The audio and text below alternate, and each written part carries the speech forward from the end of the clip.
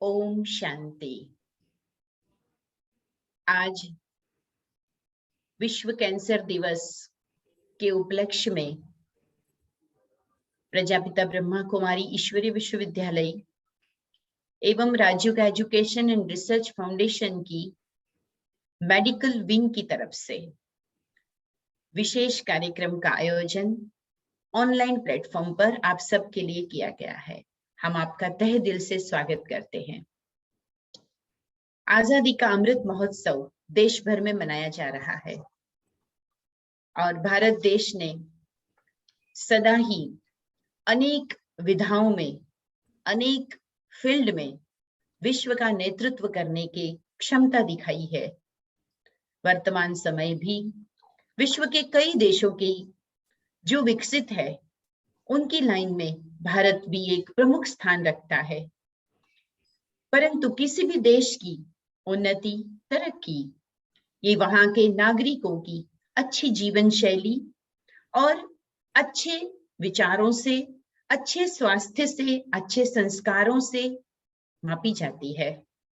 आज हमने पिछले 2 वर्ष के कोरोना काल में भी यह महसूस किया कि हेल्थ यही जीवन की सबसे बड़ी वेल्थ है, सच्चा खजाना है और प्रत्येक व्यक्ति अपने जीवन के सपनों को पूरा करने में भी जब तक हेल्थ को साथ लेके न चले तो कदाचित नहीं कर पाता है। सामाजिक जिम्मेदारियां हो या पारिवारिक जिम्मेदारियां हो, जीवन में आगे बढ़ने के संकल्प हो, परंतु जीवन स्वस्थ सुगम होना चाहिए। और ऐसी अनेक विध बीमारियां आज हमारे समाज में व्याप्त है कि जिसकी वजह से व्यक्ति जब उसकी चपेट में आता है तो शारीरिक रूप से ही नहीं, आर्थिक रूप से, सामाजिक रूप से, मानसिक रूप से भी बहुत ज्यादा डिस्टर्ब हो जाता है। उसके जीवन के रास्ते ही कभी कभी बदल जाते हैं, उसके सपने ही रह जाते हैं। तो ऐसे समय पर हमारे अंदर जागरूकता हो, अच्छी जीवन शैली के लिए कुछ अच्छे विचार हो, कुछ अच्छे टिप्स हमारे पास हो, ये अति आवश्यक है। आज हम अत्यंत भाग्यशाली है कि आज के इस वेबिनार में हमारे साथ सुप्रसिद्ध ऑन्कोलॉजिस्ट और जिनके अपने जीवन में मेडिटेशन के भी अनेक विध चमत्कार अनुभव न केवल स्वयं के प्रति परंतु अनेक लोगों को जिन्होंने इन चमत्कारों से, इन युक्तियों से जीवन को आलोकित किया है, ऐसे डॉक्टर प्रेम मसन जी हम सबको अपने श्रेष्ठ ज्ञान और अपने इस कैंसर रूपी जो महामारी, कैंसर रूपी जो विकराल बीमारी है, उनके विषय में बहुत ही अनुभव युक्त और शक्तिशाली मन को तन को बनाने वाली बातें लेकर के हमें अपना बहुमूल्य समय देकर पहुंचे हैं। मैं सबसे पहले डॉक्टर साहब का इस वेबिनार में बहुत बहुत हार्दिक स्वागत करती हूँ, अभिवादन करती हूँ। डॉक्टर प्रेम मसन जी ब्रह्मा कुमारीज के हेडक्वार्टर माउंट आबू में अपनी विशिष्ट सेवाएं प्रदान कर रहे हैं और ग्लोबल हॉस्पिटल के माध्यम से वो पिछले कई वर्षों से न केवल तन को परंतु मन को शक्तिशाली बनाने की भी इतनी सुंदर हर एक को शफा दे रहे हैं कि अनेक आत्माओं की दुआओं के आप पात्र हैं। आपने अनेक विशिष्ट योग्यताओं के साथ इस राजयोगी जीवन में भी अपना बहुमूल्य योगदान दिया है। मेडिकल कॉलेज इंदौर से आपने 1979 में रेडिएशन ऑन्कोलॉजिस्ट के रूप में एमडी रहकर आपने अपनी सेवाएं दी और 1981 से 1990 जॉर्ज टाउन हॉस्पिटल गुयाना में, जो कि साउथ अमेरिका में है, कंसल्टेंट रेडिएशन ऑन्कोलॉजिस्ट के रूप में भी आपने अपनी बहुमूल्य सेवाएं दी है। 1991 to 1993 SGPT cancer hospital Indore में आपने पूल ऑफिसर के रूप में CSIR में बहुत अच्छी अपनी योग्यता अनुसार सेवाएं दी। 1994 to 96 में आप कैंसर हॉस्पिटल अकोला महाराष्ट्र में मेडिकल सुपरिटेंडेंट के रूप में रहे। 1997 टू 2006 आपने ग्लोबल हॉस्पिटल रिसर्च सेंटर में भी कंसल्टेंट रेडिएशन ऑन्कोलॉजिस्ट के रूप में अपना विशिष्ट योगदान दिया। 2007-2008 में आपने ट्रॉमा और आई हॉस्पिटल आबू, जो आबू रोड में, जहां ब्रह्मा कुमारी का अभी हेडक्वार्टर है, मेडिकल सुपरिटेंडेंट के रूप में आपने कारोबार संभाला। 2009 से आगे आपने ब्रह्मा कुमारी के हेडक्वार्टर में honorary consultant and faculty of Brahma Kumari के रूप में Rajyoga education and research foundation, जिसकी मेडिकल विंग है, अनेक सारे विंग से आप सभी जानते होंगे, तो उनकी एक विशिष्ट फैकल्टी है आप। हम जब भी आपको सुनते हैं तो हमें अपने प्रश्नों का समाधान ही नहीं, परंतु हमें एक आनंद मिलता है, हमें एक शक्ति का अनुभव होता है जो कि व्यक्ति को प्रेरित करता है, आगे के जीवन के लिए वे उत्साहित होते हैं। आपने देश विदेशों में अनेक जगह पर ट्रैवलिंग करके और अनेक इंस्टीट्यूट, कॉर्पोरेट सेक्टर, अनेक यूनिवर्सिटी, कॉलेज, मेडिकल स्टाफ और अनेक ऐसे लोगों की, विशिष्ट आत्माओं की सेवाएं की है, उनकी आत्मिक ऊर्जा को बढ़ाने का योगदान दिया है। आप गवर्नमेंट सेक्टर से भी जुड़े रहे, कॉर्पोरेट सेक्टर से जुड़े रहे, एजुकेशनल इंस्टीट्यूट में आपने PGI Chandigarh, IIT Roorkee, IIM Calicut, AIIMS, medical colleges Trivandrum, Bangalore, Pune, Jabalpur, Jamnagar, Ludhiana, NIMS, modern dental college, Galgotia, इंट्रिस college, GL Bajaj engineering college.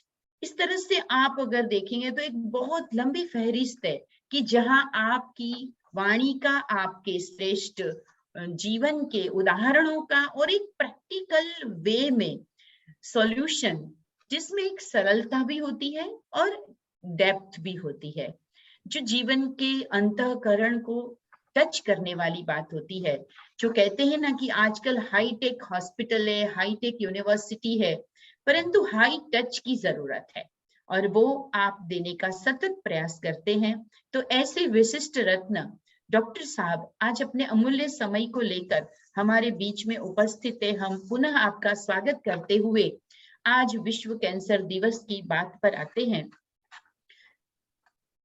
4 फरवरी को यूनाइटेड नेशन के द्वारा वर्ल्ड कैंसर डे सेलिब्रेट किया जा रहा है।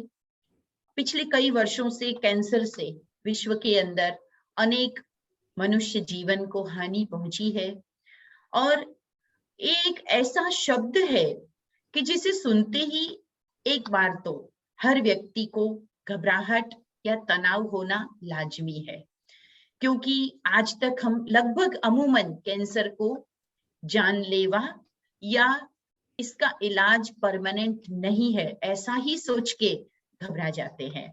अनेक प्रकार के कैंसर होते हैं और उस कैंसर से धन की भी हानि होती है। छोटे स्थानों पर तो कई जगह रिमोट एरियाज में उसके सही डॉक्टर्स भी अवेलेबल नहीं होते। अच्छे हॉस्पिटल्स में जाने में भी जानकारी चाहिए होती है और वहां तक पहुंच पाना कभी कभी असंभव होता है या पेशेंट देरी कर देता है, उसमें भी उनका वो कैंसर आगे बढ़ जाता है और वो बाद में अनेक प्रकार की तकलीफें उठाते हैं। तो इस बार जो ये वर्ल्ड कैंसर डे मनाया जा रहा है, इसकी एक स्पेशल थीम जो रखी गई है, तो इसके बारे में भी हम थोड़ी सी डॉक्टर साहब से आज शुरुआत करेंगे और चर्चा में ही हम ये बात जानना चाहेंगे, डॉक्टर साहब से पूछना चाहेंगे कि आप वर्ल्ड कैंसर डे पर जो इस बार का थीम है उसे भी स्पष्ट करेंगे और कैंसर के प्रति जागरूकता का ये जो अभियान आपने शुरू किया है उसके पीछे आपकी मंशा और मेडिकल विंग का भी जो उद्देश्य है उसे भी आप पहले स्पष्ट करेंगे डॉक्टर साहब। इस साल जो वर्ल्ड कैंसर डे की थीम है वो है the close the care gap. Close the care gap यानी कैंसर एक ऐसा प्रॉब्लम है जो केवल एक उस पेशेंट को अफेक्ट नहीं करता है, पूरे परिवार को, राज्य को, देश को अफेक्ट करता है, क्योंकि इसके पीछे कई फैक्टर हैं। इकोनॉमिक फैक्टर है, एजुकेशन का फैक्टर है, इंफॉर्मेशन फैक्टर है, ये सब फैक्टर मिलकर काम करते हैं। और इस साल जो थीम लिया है उसका एम एंड ऑब्जेक्ट यही है कि हम लोगों को अवेयर करें, एजुकेट करें, एम्पावर करें, क्योंकि सबसे बड़ा पावर है पावर ऑफ नॉलेज। अगर ये पावर ऑफ नॉलेज को प्रॉपर यूज करेंगे तो ये जो प्रॉब्लम है बीमारी का, उसको हम कम कर सकते हैं। जितना हम एजुकेट करेंगे, लोगों को अवेयर करेंगे, क्योंकि कैंसर का मेजर प्रॉब्लम है कि ये फैलता है, स्प्रेड करता है, शरीर के दूसरे ऑर्गन्स में भी जाता है, और जिसके कारण इसको साइलेंट किलर भी कहा जाता है। तो इसलिए बहुत जरूरी है कि अगर हम इनिशियल स्टेज पर इसको पिकअप कर लें, डायग्नोसिस करें और ट्रीटमेंट करें, तो 100% क्यूरेबल है।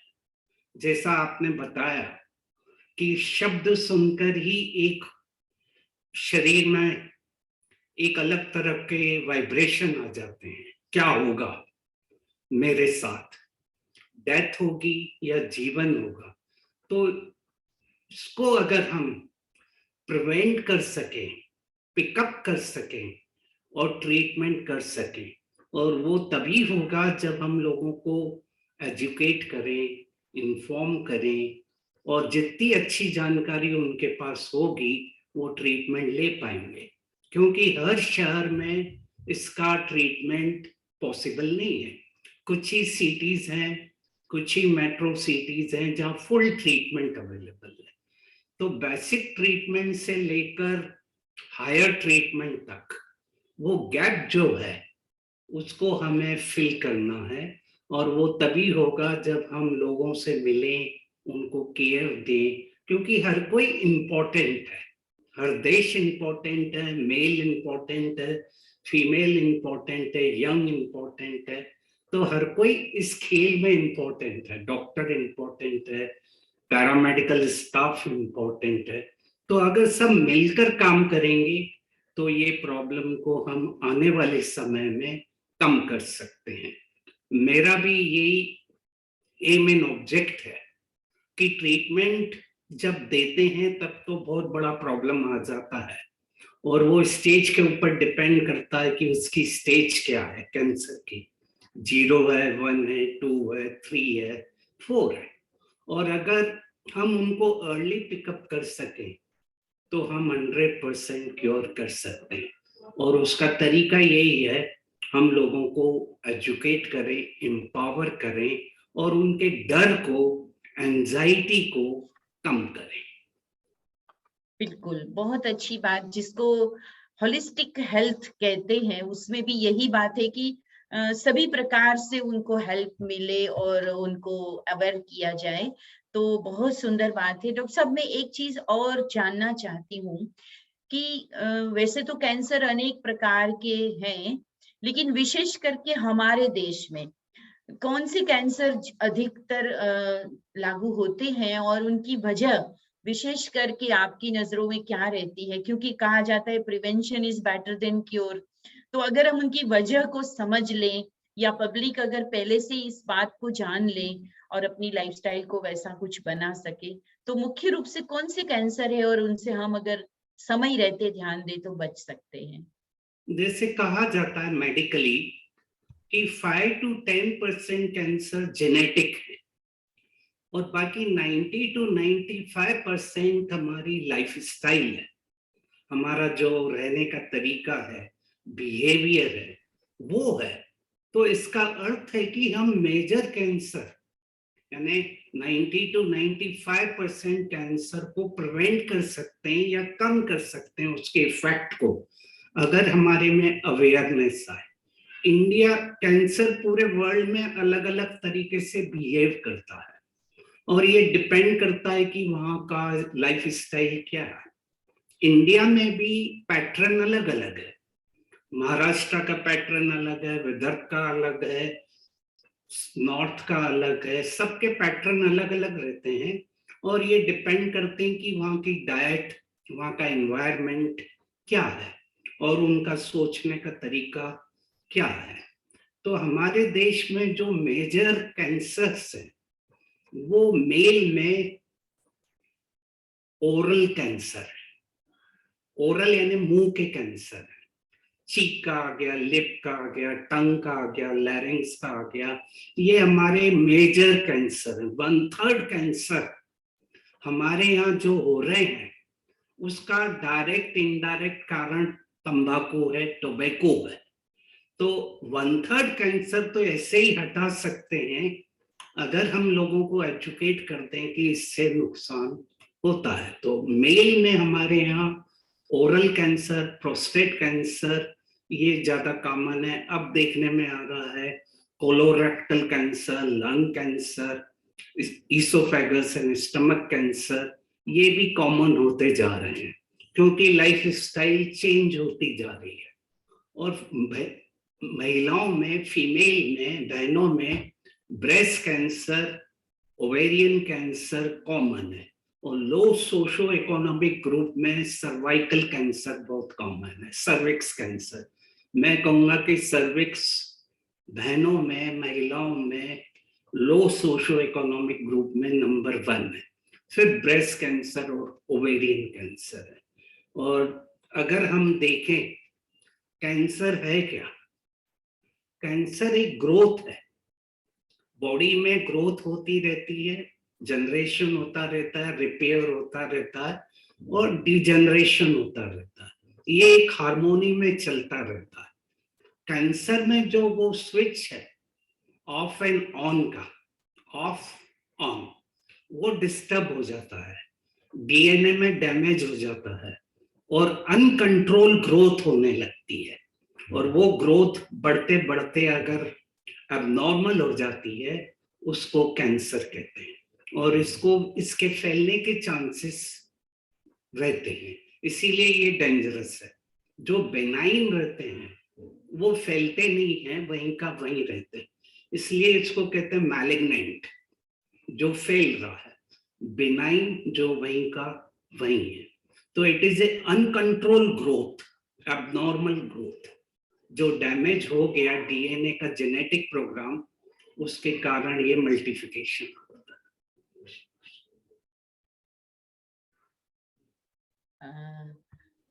काफी सारी बातें हम समझते जा रहे हैं, परंतु सबसे बड़ा जो हर पेशेंट को एक बार जानना होता है वो यही होता है कि इन कारणों से, जैसे आपने कहा तंबाकू का चेविंग तंबाकू है। आदि से मुख का कैंसर रहता है, तो वो जरूर उनसे बचना चाहिए। और उसके बचने के लिए वास्तव में हम लोग भी बहुत सारे ब्रह्मा कुमारी के द्वारा भी अभियान चलाते हैं और प्रतिज्ञा कराते हैं। हम स्कूलिंग प्रोग्राम चलाते हैं कि जहां बचपन में ही अवेयरनेस भी मिले, इसकी नॉलेज मिले। तो ये हम देखते हैं कि वाकई नॉलेज से काफी हद तक हम इससे बच सकते हैं, संग से बच सकते हैं। अगर अच्छा संग थोड़ा सा करे, इन लोगों से बचे जो लोग इनके एडिक्टेड है। परंतु जो महिलाओं में होने वाली कैंसर है, तो क्या उसमें कोई लाइफस्टाइल की भी बात है? क्या हमारी जीवन शैली में, हमारे खान पान में हम पहले से कुछ ध्यान रखें तो क्या हम हमेशा स्वस्थ रह सकते हैं? या इन चीजों का एक प्रश्न ये भी था मुझे कि किसी से क्या हमारे अंदर उसका संक्रमण हो सकता है क्या? संक्रमण से भी कैंसर फैलता है क्या? बहुत बार, जैसे मेरे पास एक बहन है, उनको कैंसर की तकलीफ हुई तो उनकी सर्वेंट ने उनको बोला कि मैं तो आपका काम नहीं करूंगी, मैं तो आपके कपड़े वगैरह नहीं धोऊंगी, क्योंकि कहीं आपको कैंसर है तो मुझे भी हो जाएगा।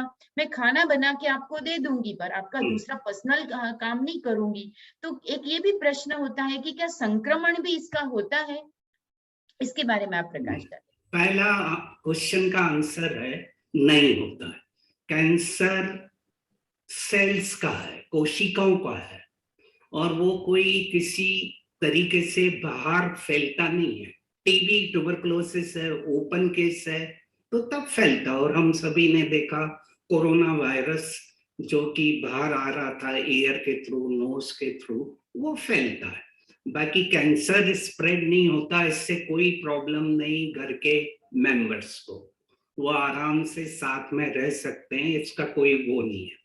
दूसरा जो आप पूछ रहे हैं, एक जो इसका बेसिक कारण है कैंसर का, वो कहीं ना कहीं इरिटेशन हो रहा है, क्रोनिक इरिटेशन कहते हैं, और उसके कारण इन्फ्लेमेशन हो जाता है।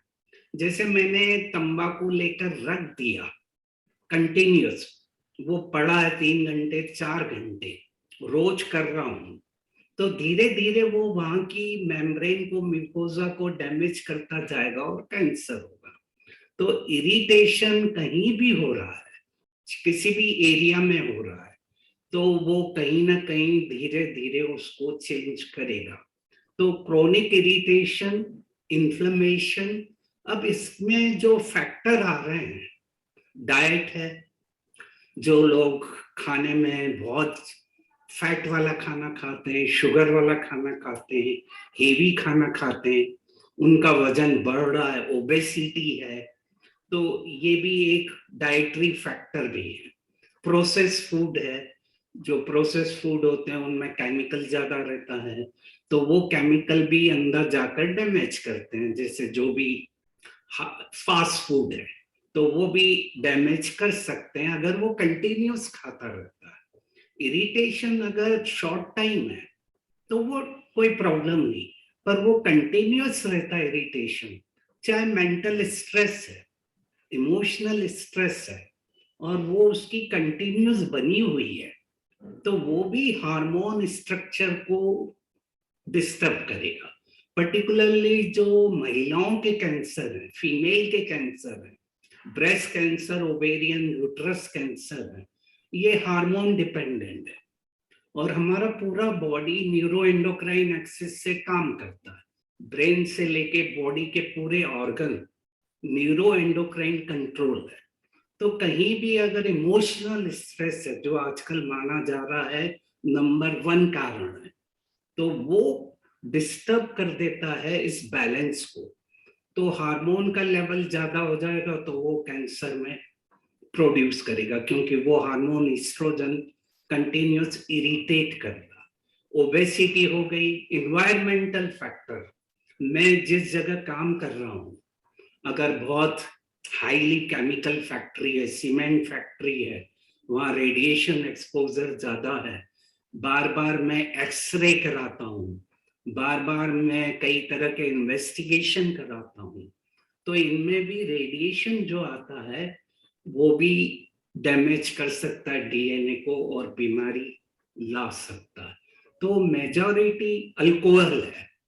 अल्कोहल अगर मैं ले रहा हूँ, कंटिन्यूस लेता हूँ, रोज लेता हूँ, तो वो भी कई तरह के डैमेज, जो लीवर का मेन डैमेज है वो करता है। कोई सिगरेट ले नहीं रहा है पर उसको इनहेल कर रहा है, जिसको पैसिव स्मोकिंग कहते हैं। अगर वाइफ, जैसे हस्बैंड है, वो सिगरेट पीता है और वो उसको इनहेल कर रही है, तो वहां भी चांसेस हो जाते हैं डैमेज होने के। तो इसलिए जरूरी है कि अगर हम एजुकेट करेंगे तो कई नेगेटिव हैबिट्स को हम ठीक कर सकते हैं, और उसमें आज के समय में सबसे इंपॉर्टेंट हो गया डाइटरी फैक्टर तो है, वजन को भी ठीक रखना, एक्सरसाइज करना, पर इमोशनल स्ट्रेस को ठीक करना है, क्योंकि फियर, एंजाइटी भी हमारे हार्मोन लेवल को डिस्टर्ब करती है, और वो कहीं ना कहीं फिर डैमेज करती है। जल्दीबाजी करने की वो है, मेरी टाइप ए पर्सनालिटी है, इम्पल्सिव हूँ, रिएक्ट करता हूँ, इरिटेट होता हूँ, तो वो भी हमारे बीमारी को जल्दी लाती है। कुछ बैक्टीरिया है, वायरस है, पैरासाइट है, वो भी कंटिन्यूस अगर वहां है, तो जैसे स्टमक का कैंसर है, पाइलोबैक्टीरिया, पैरासाइट्स हैं, इंटेस्टाइनल कोलोरेक्टल कैंसर है, उनका भी कारण कहीं ना कहीं कुछ वायरस, बैक्टीरिया और पैरासाइट है। सर्वाइकल कैंसर है, पैपिलोमा वायरस रहता है, अगर उसकी हाइजीन ठीक नहीं मेंटेन कर रही है तो वो कंटिन्यूस इरिटेट करेगा और म्यूटेशन करेगा जेनेटिक। तो ये सब फैक्टर मिलकर अगर उसकी इम्यूनिटी लो है तो वो कैंसर में कन्वर्ट करेगा। तो इसलिए जरूरी है कि लाइफ स्टाइल को तो ठीक करें पर इम्यूनिटी को भी ठीक रखें। जिस पर काफी चर्चा हुई कोरोना टाइम पर। पूरा खेल बताया गया कि इम्यूनिटी ठीक है तो आपका ये वायरस अफेक्ट नहीं करेगा। बिल्कुल, आजकल तो डॉक्टर साहब जो भी एडवर्टाइजमेंट आती है तो हर एडवर्टाइज के साथ भी ये कहीं ना कहीं लोग जोड़ते हैं कि आप ये चीज लेंगे तो आपकी इम्यूनिटी बेटर होगी। तो Correct. क्योंकि अवेयरनेस आ रही है आ रही है। और बिल्कुल उस दिशा में, क्योंकि एक्चुअली ये सब तब हुआ कि जब इतना ज्यादा ट्रेजेडी में से हम क्रॉस हुए हैं Correct. और अपने लोगों को खोया है, कितने सारे बच्चे अनाथ हो गए हैं। तो कैंसर ने भी अभी तक अनेक परिवारों में अनेक प्रकार की ट्रेजेडी लाई है। तो ये एक महामारी का रूप है ही, हर साल कैंसर से लाखों लोग अफेक्टेड होते सेकंड हैं। कॉज ऑफ डेथ, ये सेकंड कॉज ऑफ डेथ है। सेकंड कॉज ऑफ डेथ जो है दुनिया में पूरे जितनी भी वर्ल्ड में। मृत्यु होती है उसमें सेकंड कॉज आज कैंसर बन गया है। और आपने बहुत डिटेल उसकी बात कही कि हमें पोषण का भी ध्यान रखना चाहिए, हाइजीन का भी ध्यान रखना चाहिए। और सबसे बड़ी बात जो आपने कही कि हमारी इमोशनल इम्यूनिटी, इमोशनल जो हमारी स्टेज है वो बड़ा इफेक्ट करती है हमारी बॉडी पर। तो मैं इसके बारे में और थोड़ा सा आपसे जानना चाहूंगी। आप एक मेडिटेशन के भी बहुत अच्छे ट्रेनर के रूप में जगह जगह आपको देते हैं।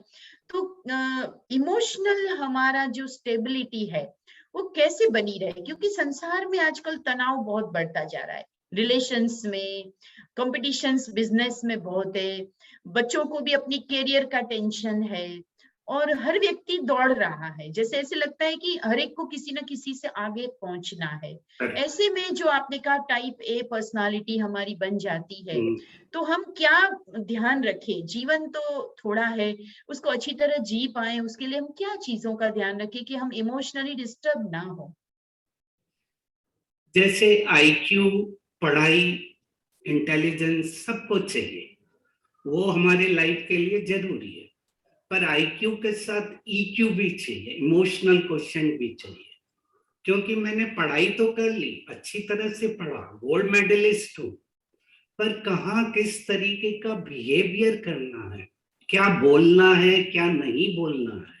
हॉस्पिटल्स में भी डॉक्टर तो अच्छा है, पर जो पेशेंट आ रहे हैं, रिलेटिव आ रहे हैं, और अगर वो प्रॉब्लम क्रिएट कर रहे हैं, हो रहा है, तो उसको कैसे हैंडल करना वो भी सीखना पड़ेगा। केवल बुक पढ़ के मैं एक अच्छा लीडर नहीं बन सकता, एक अच्छा डॉक्टर नहीं बन सकता। जैसे आपने कहा हाईटेक के साथ हाई टच चाहिए, तो मेरा ईक्यू भी चाहिए। पर साथ साथ सबसे इंपॉर्टेंट इस समय हो गया एसक्यू, स्पिरिचुअल क्वेश्चन भी चाहिए। स्पिरिचुअल क्वेश्चन का अर्थ है कि मैं कैसे अपने थॉट्स को कैसे चैनलाइज कर रहा हूँ, जो मेरा जिंदगी का पर्पस है, मिशन है, उसको मैं कैसे आगे ले जा रहा हूँ, क्योंकि वो मेरे को खुशी देगा, हैप्पीनेस देगा। और अगर मैं केवल एक पर्टिकुलर पढ़ाई पढ़कर आगे जा रहा हूँ, तो कहीं ना कहीं जो फेल्यूर आते हैं, चैलेंजेस आते हैं, उनको हम अगर ठीक से हैंडल नहीं कर पाते हैं, फेल्यूर को एक्सेप्ट नहीं कर पाता हूँ, और जो हमारी आज अपेक्षाएं बढ़ गई है वो पूरी नहीं होती है, तो डिप्रेशन भी आ रहा है।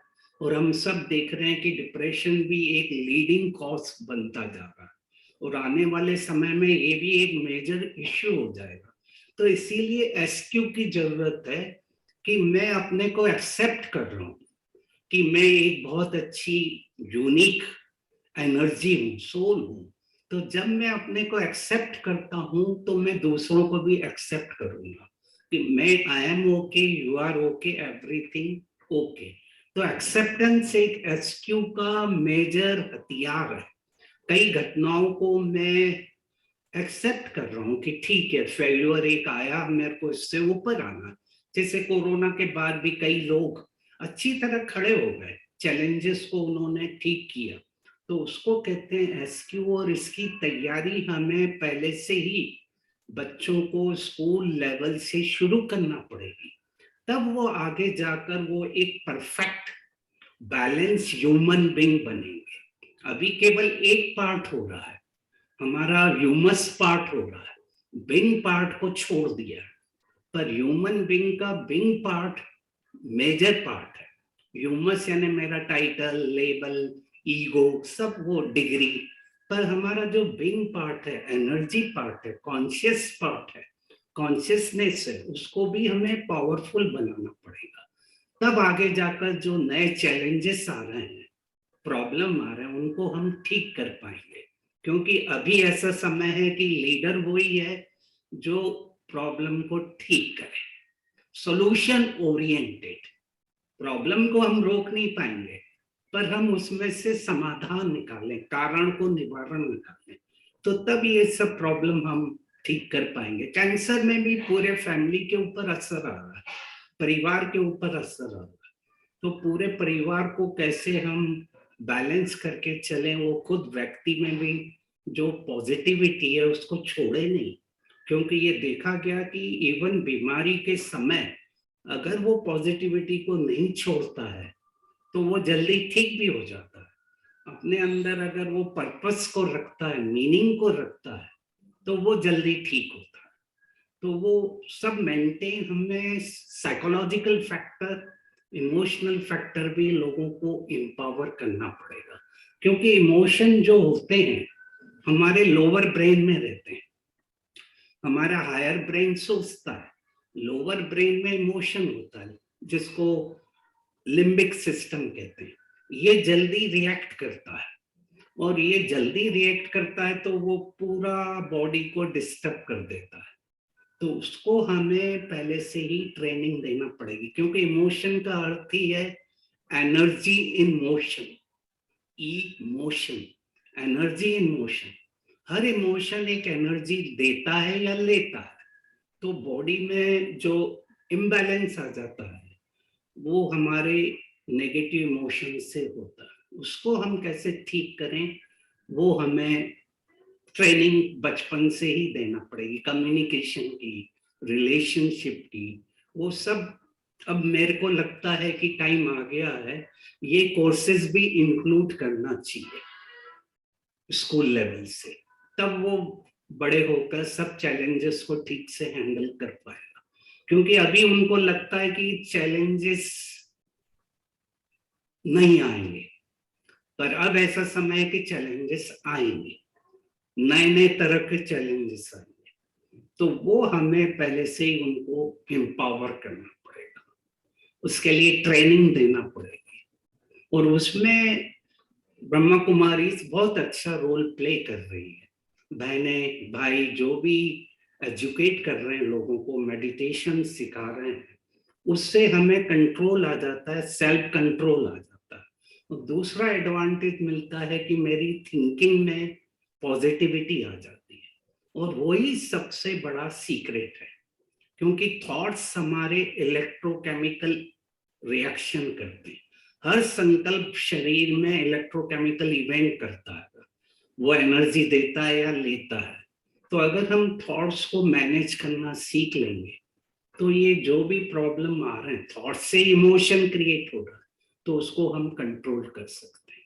तो राजयोगा मेडिटेशन का बहुत बड़ा रोल है कि हम बीमारी भी आ जाए पर उससे जल्दी हम ठीक हो सकते हैं, घबराएंगे नहीं। मेरे को याद आ रहा है हमारी चीफ ऑफ ब्रह्मा कुमारी बड़ी दादी, फिर हमारी दादी गुलजार जी जब बीमार थी, उनकी भी सर्जरी हुई बॉम्बे में, पर जब डॉक्टर आते थे तो वो डॉक्टर से पूछती थी कि डॉक्टर आप कैसे हो।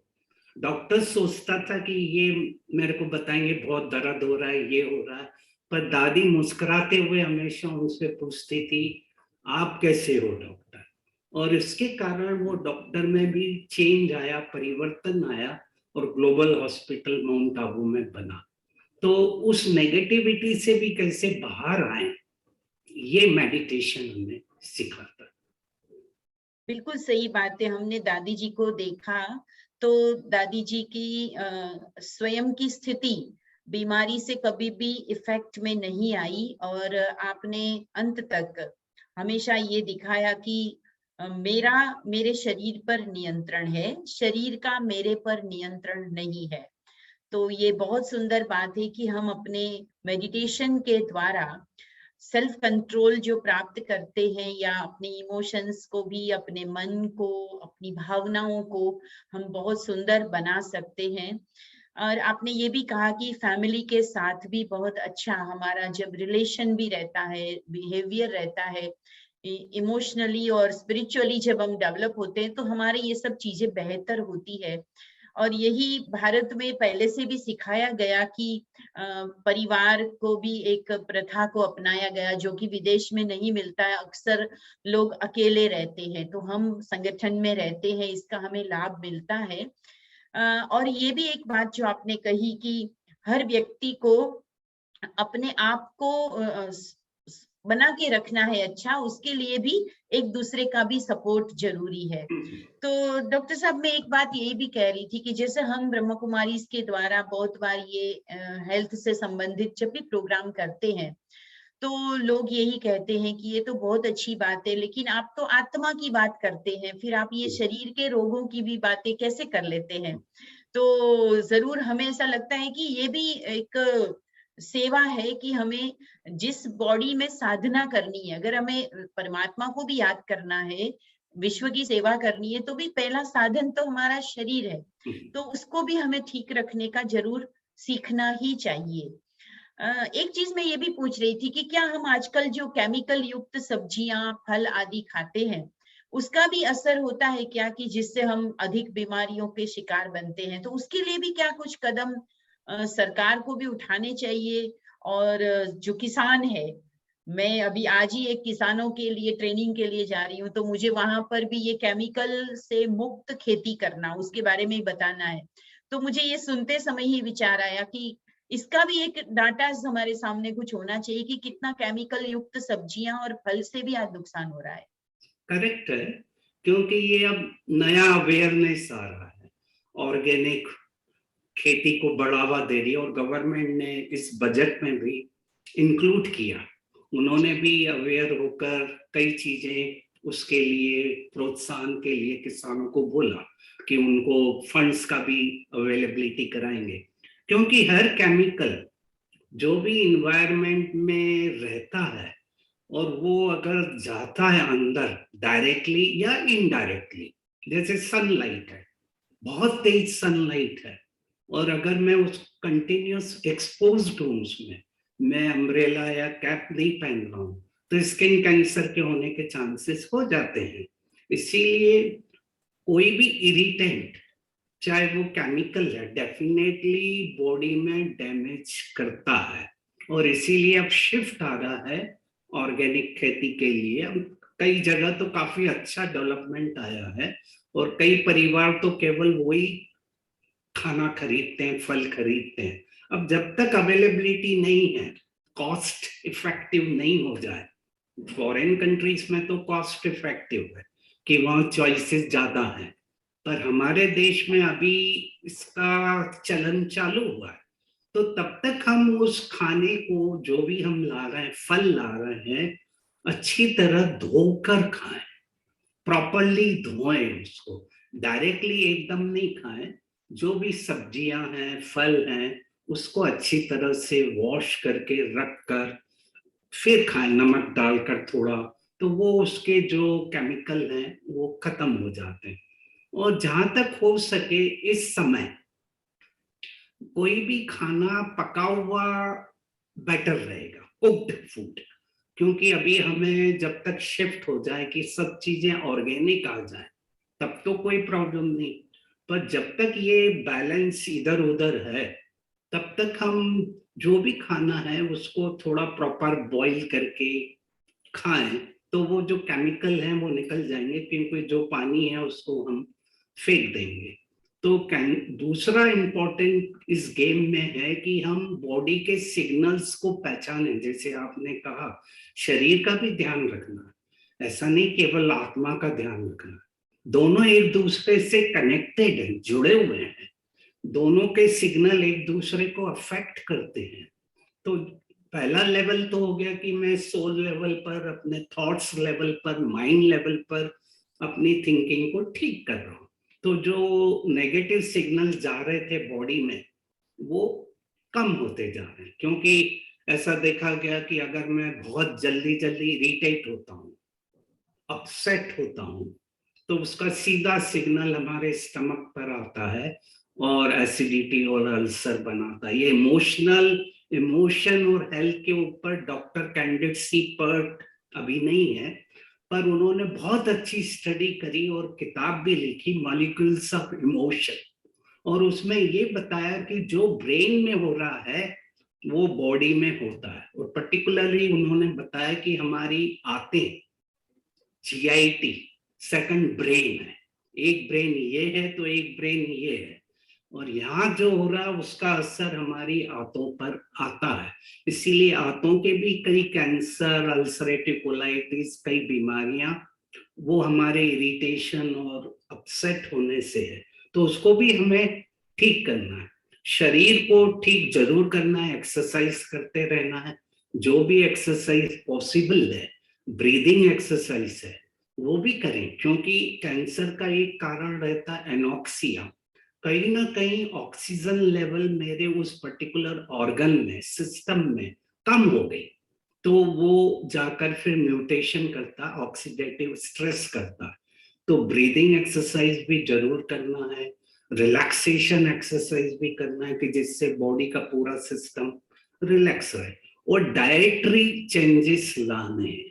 अगर मेरा वजन ज्यादा है तो वजन को मैं ठीक करूं, आंतों में कुछ परिवर्तन आ रहा है, कब्जी ज्यादा है, क्रोनिक कॉन्स्टिपेशन है, उसको भी मैं ठीक करूं, क्योंकि वो भी एक कारण बन सकता है वह। तो ये सब चीजें हमें शरीर को भी ठीक रखना और अपने सिग्नल्स को पहचाने। सबसे बड़ी बात है कैंसर में कि अगर मैं अपने सिग्नल्स को आइडेंटिफाई करता हूँ, मेरे को पता लग रहा है कुछ हो रहा है, तो एकदम डॉक्टर से मिलूं और डायग्नोसिस कराऊं। ब्रेस्ट है, ब्रेस्ट में नहाते हुए उस बहन ने आइडेंटिफाई किया कि लंप आ रहा है, तो वो लंप को जाकर फिर डॉक्टर से मिले, डॉक्टर देखे तो मेमोग्राफी और सोनोग्राफी, अल्ट्रासाउंड उसकी करेगा तो जल्दी पिकअप करेंगे। ब्रेस्ट कैंसर का सीक्रेट ही है अर्ली डायग्नोसिस। जितना जल्दी वो पिकअप कर लेते हैं, लंप छोटा रहता है, 2 सेंटीमीटर से कम रहता है, 1 सेंटीमीटर से कम रहता है, उसको कहते हैं कार्सिनोमा इन सीटू, वो 100% क्यूरेबल है। तो इसका सीक्रेट ही ये है कि जहां सिग्नल आया मेरे को किसी भी एरिया से, उसको इग्नोर नहीं करूं। सर्वाइकल कैंसर क्यों हमारे पास लेट स्टेजेस में आते हैं? क्योंकि वो लेडी डॉक्टर को बताती नहीं, ना घर वालों को बताती कि ब्लीडिंग हो रहा है, एक्सेसिव वाइट डिस्चार्ज हो रहा है। तो वो हम छिपाए नहीं, इग्नोर नहीं करें, एकदम डॉक्टर को देखें, और सिंपल टेस्ट से पता लग जाता है। इसीलिए सर्वाइकल कैंसर प्रिवेंटेबल है। जो हमारा मेजर लोड है आज, उसको हम कम कर सकते हैं, सिंपल पैप टेस्ट होता है, और अगर डॉक्टर देख लेता है 1 सेकंड में पता लग जाता है कि क्या है, खाली एग्जामिनेशन से और दूसरा पैप टेस्ट से। तो ये चीजें अगर हम अवेयर करते जाएंगे, एजुकेट करेंगे, तो मेजॉरिटी कैंसर जो मैंने कहा 90 to 95% लाइफस्टाइल से जुड़े हुए हैं, उनको हम कम कर सकते हैं अगर अवेयरनेस आए। तो कोई भी लंप है, गठान है, अल्सर है मुंह में, हील नहीं हो रहा है, खाने में डिफिकल्टी हो रही है, स्वॉलोइंग में ब्लीडिंग हो रही है, कहीं भी चेंज ऑफ कलर है, मोल है, उसमें चेंज आ रहा है, तो डॉक्टर को बताएं और उसका प्रॉपर डायग्नोसिस कराएं। खांसी चल रही है, क्रोनिक कफ, कहीं ना कहीं से ब्लड आ रहा है, तो एकदम डॉक्टर को लें। वजन कम होता जा रहा है बिना कारण से, तो वो भी हम चेक कराएं कि कारण क्या, छोड़ नहीं दे, इग्नोर नहीं करें।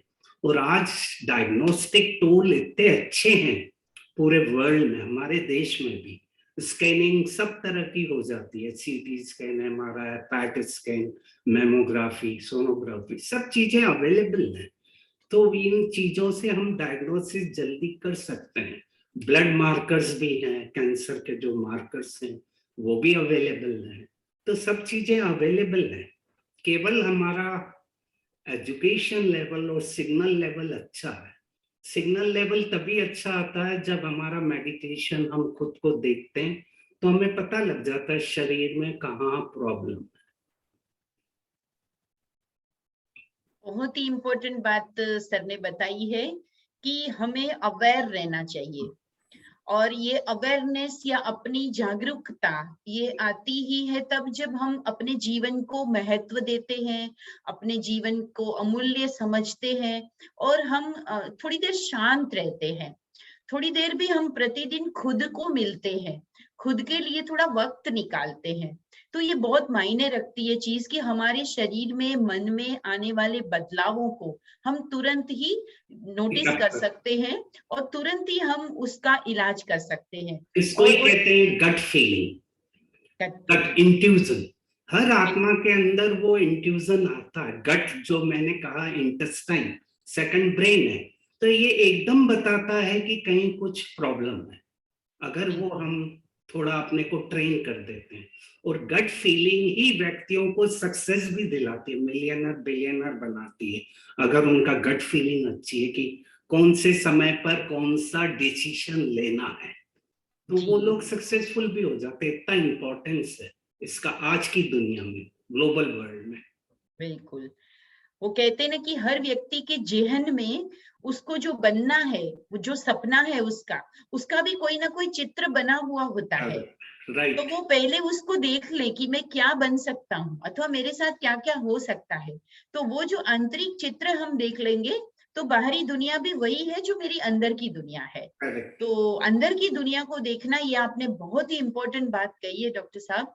और एक चीज मैं लास्ट में ये भी पूछती हूँ कि जैसे मुझे कैंसर डिटेक्ट हो गया है और मेरा ट्रीटमेंट भी शुरू हो गया है, तब भी बहुत सारे पेशेंट जो है वो ऐसे मूंझते हैं कि मेरा ट्रीटमेंट प्रॉपर तो चल रहा है कि नहीं। अच्छा, मेरे मेरे को जो डॉक्टर ने बताया है, मेरे को कीमो बताया है, तो कितने कीमोज लेने हैं, क्या लेने हैं, आपके पास भी बहुत सारे ऐसे पूछने के लिए आते हैं। तो कई बार उसमें भी वो मूंझते हैं, जैसे छोटी बड़ी भी तकलीफ ट्रीटमेंट के समय बढ़ जाती है, तो तुरंत उनको नेगेटिव अंदर चलने लगता है कि मेरा ट्रीटमेंट प्रॉपर नहीं चल रहा है, मेरा डॉक्टर बराबर मेरा ध्यान नहीं रख रहे हैं, या मुझे कोई और डॉक्टर के पास जाना चाहिए क्या। ऐसे में भी कई बार व्यक्ति परेशान होता है। तो थोड़ा सा इसके बारे में, जो लोग कैंसर से पीड़ित है उनको भी आप क्या कहना चाहेंगे। जैसे कैंसर का ट्रीटमेंट है वो टोटल है, होलिस्टिक है, यानी केवल एक पार्ट नहीं रहता। सर्जरी है, रेडिएशन है, कीमोथेरेपी है, इम्यूनोथेरेपी है, स्टेम सेल थेरेपी है, टारगेट सेल थेरेपी है, कई तरह के अब एडवांस ट्रीटमेंट आ गए हैं। अब ये डिपेंड करता है जो डॉक्टर देख रहा है। प्रॉब्लम हमारे देश का जो मैं अभी भी फील करता हूं कि हमारे यहाँ जो डॉक्टर्स हैं वो टीम के रूप में बैठे, जैसे रेडिएशन ऑन्कोलॉजिस्ट है, सर्जिकल ऑन्कोलॉजिस्ट है, मेडिकल ऑन्कोलॉजिस्ट है, सब अगर साथ में बैठकर उस पेशेंट को देखेंगे और सोचेंगे कि इसके लिए बेस्ट ट्रीटमेंट इस समय कौन सा है। ज्यादा नुकसान जो मैंने देखा अभी तक कि कैंसर स्प्रेड ज्यादा था और उसको उस समय ऑपरेट करेंगे तो डेफिनेटली नुकसान करेगा। अब उस केस में इसलिए कई जगह प्रोटोकॉल आ गया ब्रेस्ट कैंसर में भी कि पहले 2 साइकिल कीमोथेरेपी के देते हैं, फिर सर्जरी करते हैं, और फिर डिपेंडिंग रिपोर्ट जो आएगी उसके अनुसार ट्रीटमेंट देते हैं। तो ये हम लोग थोड़ा ओपन रहें, ओपन आ जाएं, हम इंडिविजुअल ईगोस को, अहंकार को छोड़ें और पूरी टीम के लेवल पे काम करें। जहां अच्छा हॉस्पिटल है, तीनों देखें पेशेंट को और सोचें कि इसके लिए बेस्ट ट्रीटमेंट अभी क्या है, और अनवांटेड ट्रीटमेंट ना दें, ओवर ट्रीटमेंट भी ना दें, क्योंकि ओवर ट्रीटमेंट भी डेफिनेटली नुकसान करता है। चाहे वो कोई सा भी ड्रग है, कीमोथेरेपी है, हर एक के साइड इफेक्ट है, रेडिएशन के भी साइड इफेक्ट है। अभी प्रिसाइज ट्रीटमेंट तो देते हैं रेडिएशन का, पर फिर भी साइड इफेक्ट तो रहते ही है। तो मेरे को जो लगता है, जैसे बाहर की कंट्रीज में सब डॉक्टर्स मिलकर उस पेशेंट को एक साथ देखें, तो तब जाके हम बेटर ट्रीटमेंट दे सकते हैं अपने ईगोस को हटाकर कि इसके लिए बेस्ट ट्रीटमेंट अभी क्या है, ये स्टेज जो है उसके लिए बेस्ट ट्रीटमेंट इस समय में क्या दूं, और दोनों तीनों एग्री हो, फिर देकर फिर दूसरा ऑपरेट करें। तो जो कैंसर का पावर रहता है, विरुलेंस रहता है, वो कम हो जाएगा और उसके बाद ऑपरेट करेंगे तो बेटर रिजल्ट आएंगे। अब सेकंड ओपिनियन लेना भी कोई खराब बात नहीं है। अगर पेशेंट सोच रहा है कि मेरे को सेटिस्फेक्शन नहीं मिल रहा है तो कोई बात नहीं, वो सेकंड ओपिनियन भी ले, जरूर ले, क्योंकि इतना बड़ा ट्रीटमेंट है, कॉस्ट ऑफ द ट्रीटमेंट भी बहुत बढ़ गया है, काफी महंगा हो गया है। इसीलिए जो WHO सोच रहा है कि कैसे हम इस गैप को कम करें। इकोनॉमिक फैक्टर बहुत इंपॉर्टेंट है। जो गरीब लोग हैं, लो इकोनॉमिक है, अपने जमीनें बेच कर आते हैं, घर बेच कर आते हैं, ट्रीटमेंट लेते हैं, तो उसको कैसे हम कम करें, उनका यही मेन थीम है अगले 3 साल, ये 22, 23, 24, 3 साल का ये प्रोजेक्ट उन्होंने लिया और हर साल में उन्होंने कुछ नए फैक्टर ऐड किए हैं। और मेन फैक्टर है कि एक नॉर्मल व्यक्ति को भी ट्रीटमेंट मिले और अच्छा ट्रीटमेंट मिले। ऐसा नहीं कि वो अफोर्ड कर सकता है या नहीं कर सकता। हमारी सरकारें इतनी अच्छी होना चाहिए कि उसको 100% ट्रीटमेंट मिले, तो तब धीरे धीरे ये गैप जो है वो कम होता जाएगा। तो एक अच्छा ट्रीटमेंट के लिए सेकंड ओपिनियन भी ले सकता, कोई बात नहीं, ले सकता है, क्योंकि हर एक को अधिकार है, राइट है, उसका चॉइस है कि, और हर एक के अंदर चॉइस है। आजकल दूसरी ट्रीटमेंट भी अवेलेबल हो रही है, तो वो भी देख सकता है, चाहे आयुर्वेदिक ट्रीटमेंट है, चाहे कुछ ट्रीटमेंट है, पर जो भी ट्रीटमेंट ले हम देखें कि बीमारी कम हो रही है कि नहीं हो रही है। ब्लाइंड ट्रीटमेंट नहीं ले, अंधविश्वास से न ले, ये जरूर इवेल्युएट करें कि मैं जो ट्रीटमेंट ले रहा हूँ उसका इफेक्ट आ रहा है कि नहीं, वो खुद ही पता लगेगा, स्कैनिंग में आएगा, ग्रोथ में आएगा, उसको अच्छा फील होगा, वो जरूर करे, देखे, अवेयर रहे, फुली जागृत रहे ट्रीटमेंट के लिए भी। और जहां उसको लगता है कुछ क्वेश्चन पूछे डॉक्टर से, जरूर पूछे, उसका वो राइट है। बहुत अच्छी बात है कि हम कई बार YouTube पर कहाँ पे भी किसी के कहने से हम कुछ अलग प्रकार की ट्रीटमेंट भी लेते हैं, लेकिन सर ने कहा है कि हम उसके ट्रीटमेंट लेने में कुछ बदलाव जीवन में महसूस करें, शरीर में, तब लेते रहें, या उसके साथ साथ स्कैन जरूर करें ताकि हमें पता चले कि उसका फायदा हो रहा है कि नहीं। नहीं तो हम अंधे होके फॉलो कर लेते हैं कई ट्रीटमेंट्स को और हम आगे चल के उस बीमारी को बढ़ा लेते हैं, तो वहां हमें जरूर ध्यान क्योंकि देना है। इसमें सबसे इंपॉर्टेंट रहता बायोप्सी रिपोर्ट, हिस्टोलॉजी रिपोर्ट, वही बताती है कि कैंसर है कि नहीं है। बिना हिस्टोपैथोलॉजी रिपोर्ट के कोई लेबल नहीं कर सकता, चाहे स्कैनिंग भी कर लें, स्कैनिंग वाला भी कहेगा, आखिर में लिखेगा को रिलेट क्लिनिकली एंड हिस्टोपैथोलॉजिकली, वो लेबल नहीं कर सकता कि ये कैंसर है कि नहीं है, थोड़ा कहेगा।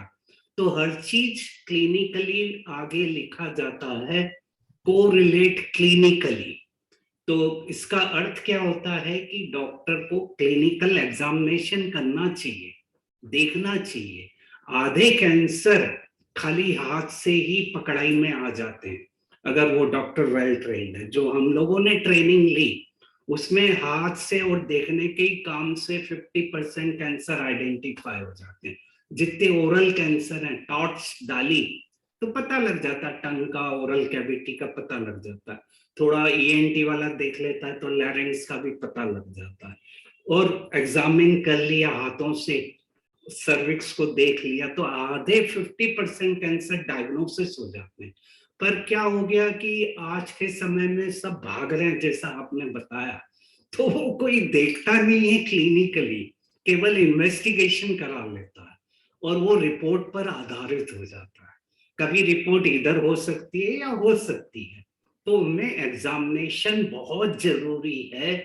जो भी मेडिकल कॉलेज के स्टूडेंट पढ़ रहे हैं उनको हाथ लगाना आना चाहिए, सीखना चाहिए। एग्जामिनेशन और हिस्ट्री, इससे 50% बीमारी डायग्नोसिस हो जाता है। बाद में ये टेस्ट कराते हैं। मेरे पास भी कोई आता है इन्वेस्टिगेशन लेकर, अल्ट्रासाउंड लेकर, मैंने कहा पहले रख दे, पहले ये बता हुआ क्या था, फिर मैं उसको देखूंगा।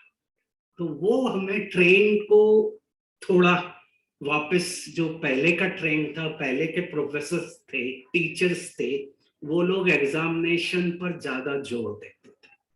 पर अब आ गया है इन्वेस्टिगेशंस पर, तो वो देखकर कहीं ना कहीं फिर प्रॉब्लम और गैप आ जाता है। उस गैप को हमें कम करना है और तीनों चारों डॉक्टर मिलकर देखें, ये मेरा मेन मैसेज है मेडिकल फैक्ट में। बिल्कुल बिल्कुल, बहुत ही अच्छी बात कही सर ने कि जो एक संपूर्ण स्वास्थ्य के लिए संपूर्ण उनको टेक्निक से इलाज मिलना चाहिए, और वो इलाज के लिए हर संभव कोशिश डॉक्टर करे, क्योंकि डॉक्टर आज के समय में नेक्स्ट टू गॉड जिनको कहा जाता है, तो पेशेंट के लिए एक आशा की डोर होते हैं, और वो आशा लेकर के, और जैसे डॉक्टर साहब ने कहा कि कभी कभी घर बेच के, उधार लेकर पैसा वो डॉक्टर के पास आए होते हैं, तो उनकी बहुत वैल्यू करनी है और उनको सही गाइडेंस भी देना है, अवेयरनेस भी देनी है। जरूर ये सब प्रयास होते रहेंगे। और लास्ट में बस इतना ही कहूंगी कि परमात्मा की किरणें आत्मा को जैसे विकारों से मुक्त कर सकती है, जो हम कहते आए हैं, हे प्रभु तुम ऐसी शक्ति दो कि मेरा मन पापों से मुक्त हो जाए, मेरे मन में बुरे विचार ना आए, तो वैसे ही शरीर के अंदर भी फैली हुई इस प्रकार की नेगेटिविटी को, या कहे जो आया हुआ वायरस है, या जितने भी चीजें अंदर डैमेज हुई है, उसको भी हम परमात्मा की किरणों से भी ठीक कर सकते हैं।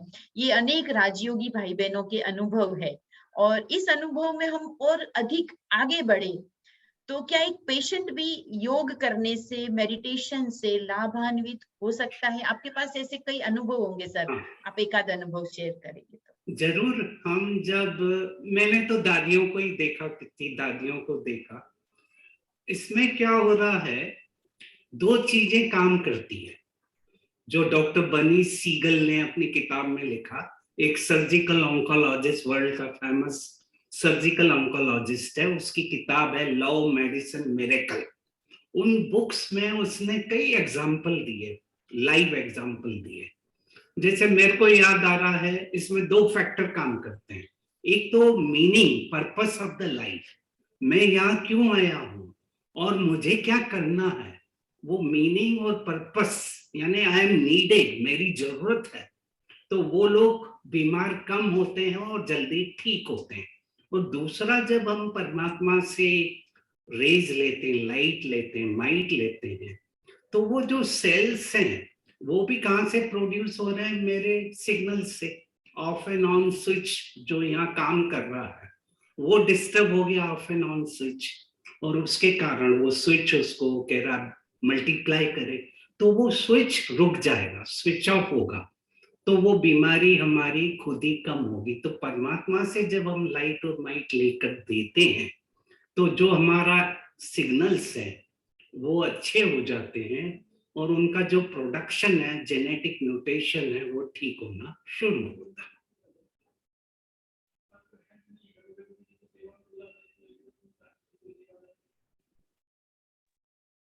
हाँ, बहुत बहुत ही अच्छी बात है कि परमात्म शक्ति, जिसको कहते हैं असंभव को संभव करने वाली, तो उस शक्ति को भी हम अपने जीवन में प्राप्त करें।